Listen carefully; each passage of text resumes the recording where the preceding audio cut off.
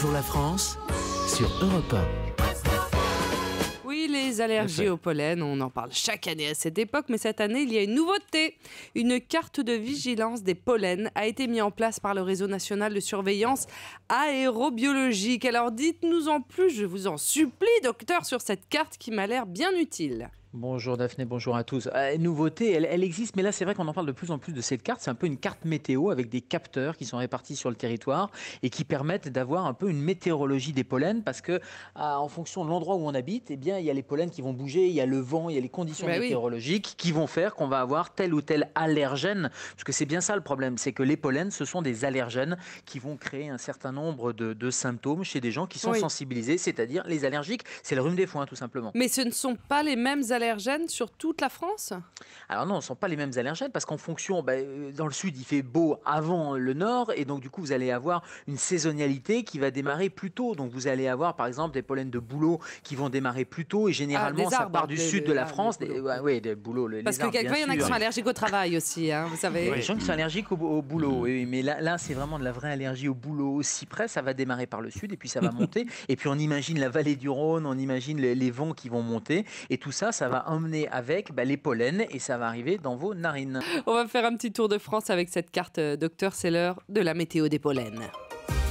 Alors, quelle région faudra-t-il éviter si on est allergique au pollen de bouleau ? Le bouleau, donc vous avez compris, c'est bien l'arbre. Alors, quand on est allergique à ce pollen-là, ça se passe où ? Alors, si vous habitez dans la région de Lyon ou de Paris, vous allez avoir un pic également dans la région de Bourges avec ce pic de pollinisation lié au bouleau. Donc, à tous les allergiques, planquez-vous à Lyon, Paris et Bourges. Très bien. Parce que là, ça risque d'être un peu éternuant. Si on est allergique au cyprès, s'il vous plaît, où faut-il éviter de se rendre ?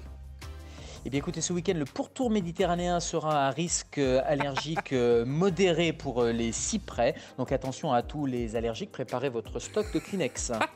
Et pour le chêne, s'il vous plaît, docteur ? Alors le chêne, c'est plutôt la moitié sud de la France, mais le risque sera plutôt modéré, faible à modéré, d'après le Réseau national de surveillance aérologique, parce que ce sont les capteurs qui nous donnent tout ça finalement. C'est-à-dire que ce sont des capteurs qui vont reproduire votre respiration, et là le risque est plutôt faible pour les allergiques au chêne sur cette moitié sud. Formidable, là, vous êtes vraiment une vocation là. Et Gérald, c'est pas mal, hein. Je vais piquer la place de Laurent Cabrol, là. Pardon. Laurent. Non, il reste une question test. Nous fêtons quel saint demain, Gérald Kirzek ? Je sais pas. Je sais pas. Voilà, laissez le poste à Laurent Cabrol. C'est la Saint quoi ? C'est la Saint. J'en sais Il n'en sait rien du tout, mais Laurent Cabrol a la réponse, lui. Comment est-ce que ça marche sur l'organisme, sur notre anatomie, une allergie au pollen ?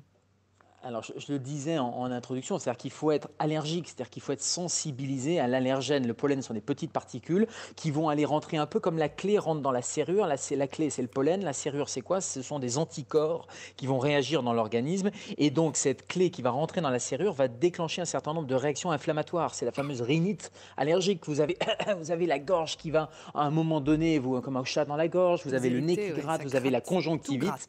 Et donc, tout ça, ça va être une réaction locale inflammatoire.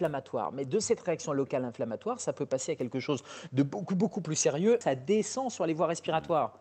Et 30% des rhinites allergiques saisonnières, si elles sont négligées, si elles ne sont pas soignées, peuvent se transformer en véritable crise d'asthme. Donc on peut avoir des symptômes généralisés. D'accord. Alors pour les auditeurs qui nous écoutent, qui sont allergiques, donc sensibles à ces différents pollens, qui habitent en plus dans ces régions, qu'est-ce que vous nous conseillez à part évidemment la désensibilisation pour soigner ce rhume des foins ?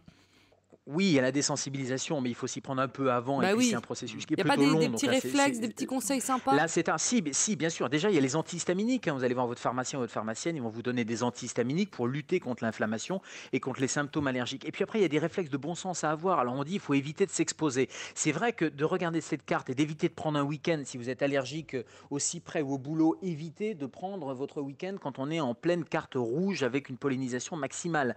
Et puis, si vous décidez, par exemple, de descendre quand même, descendez en voiture, mais les vitres fermées plutôt que les vitres ouvertes, parce que sinon, vous allez en prendre les pleines narines et vous allez augmenter vos allergènes qui vont arriver. C'est vrai que c'est du bon sens. Ou déménager, tout simplement. On ferme les fenêtres, oui, et puis...